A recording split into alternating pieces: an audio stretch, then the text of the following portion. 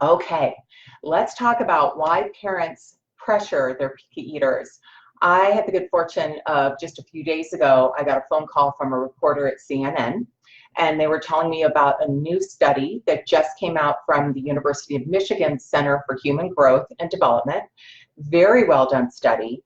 I had gotten wind of this study, but I hadn't actually seen the research paper itself, and it was in Appetite, the very well-known journal, and they sent it to me and asked me to comment on it.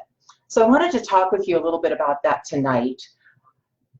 This particular study showed that it's very common for families, specifically moms, not to judge here, they were just saying that in this study they found they were looking at moms specifically, and it might be because I think moms are often worried about their little kids, and sometimes the dads or their partner are really trying to act not so worried, just to balance it out a little bit. It's something we've talked about here on Facebook Live before. And if I upload this to YouTube, I'll be sure to share some of those videos in the corner for you so you can look into that. But this particular study was talking about why parents pressure, and if it really does any good to pressure a garden variety picky eater. So they were looking at older toddlers and young preschoolers and trying to figure out whether parents who report that they pressure their child, meaning, insisting that they take another bite or having them stay at the table a certain amount of time, et cetera, whether that child will actually grow better because of it. So why is it? Why do well-intentioned parents put a little bit of pressure on their kid to get them to take another bite? Well, as I explained to this reporter, it's because they're scared. And when we're worried about our child's nutritional health, we don't parent the same anymore. We don't parent the way we intended to. So feeding your child is about nurturing. It's about love. It's about responsibility. For a lot of families, especially the ones that I work with, a lot of my families also are dealing with food insecurity. They don't want to waste any food. Financially, they're living paycheck to paycheck. And the idea of a child not eating the food that they presented isn't just scary from a nutritional standpoint, but frankly from a financial standpoint.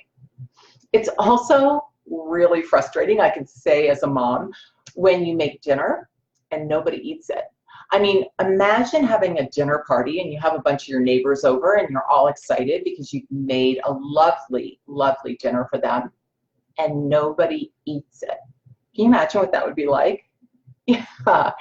Well, it's kind of the same thing when you've got a picky eater at home who some days barely eats anything and other days eats okay and other days eats like a horse.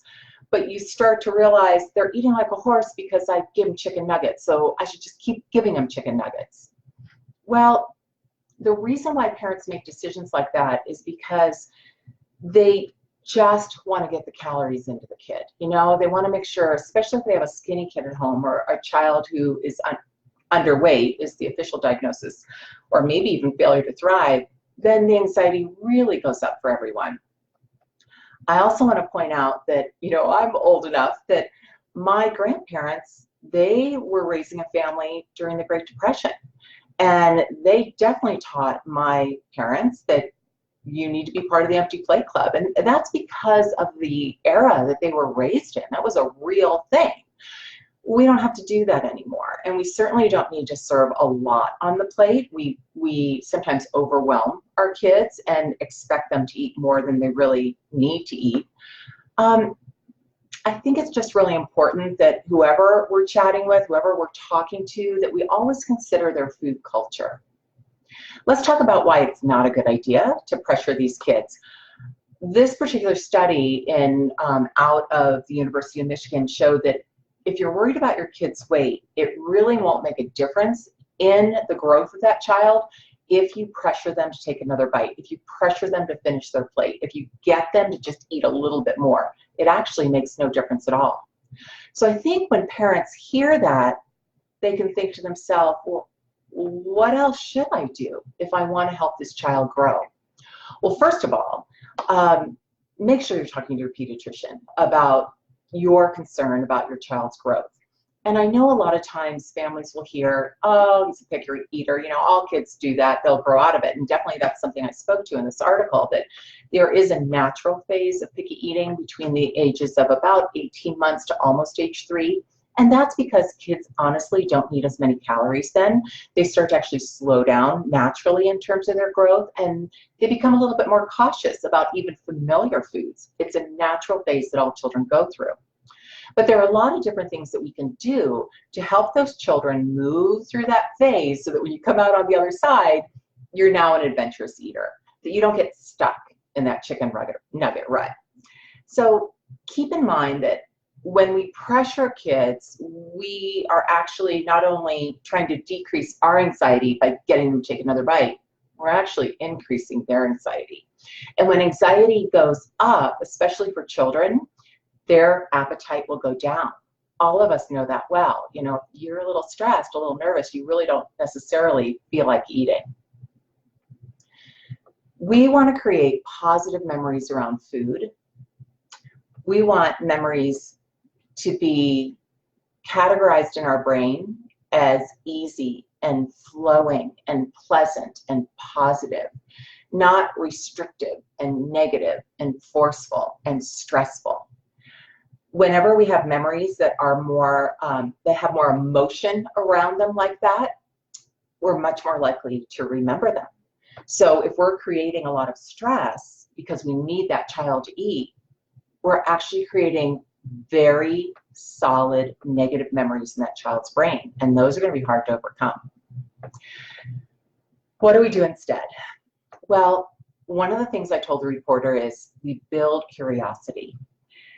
The reason I love thinking about curiosity so much is I'm a big fan of Walt Disney, and one of my favorite quotes that that Walt Disney said was, "We keep moving forward, we open new doors, and we do new things because we're curious as human beings." And that leads us down new paths. So if you want your child to become a more adventurous eater on this journey that the two of you are going on together, what you really want to do is build curiosity. That's the most important thing. So I'll just say a few more things, and then we'll take some questions. I think often anyone who's tuning in here has heard me talk about my philosophy of the 3 E's: expose, explore, expand. So first we start with exposure and positive experiences with food. For me personally, that means a lot of food play and cooking, and maybe even going to a restaurant or doing a little bit of gardening with the kids. Even if the kids I'm working with in feeding therapy, even if we just have a windowsill garden or a pot of basil, that's a good start.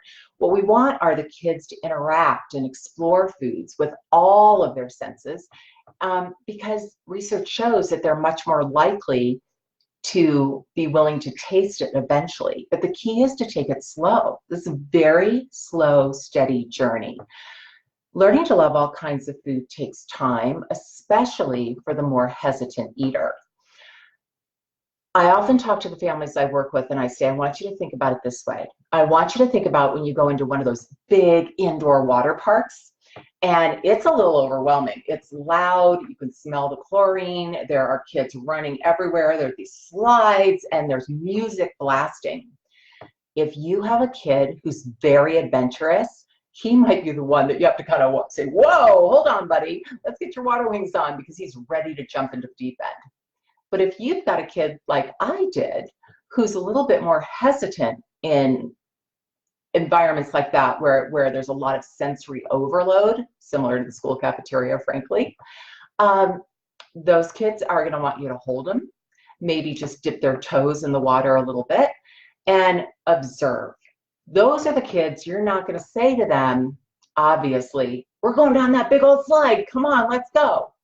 You're not going to make them do that. You're probably going to say, hey, let's get on an inner tube and just go down the lazy river, so they can look up and observe the slide and everybody having fun and have some time to adjust to all of it.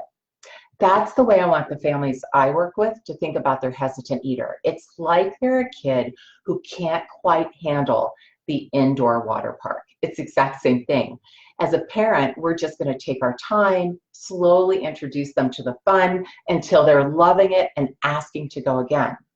And that's what you want with your hesitant eater as well. You want to create such positive experiences that they want to come into the kitchen, that they want to go to the farmer's market, that they're saying, can we go shopping again and get a new vegetable?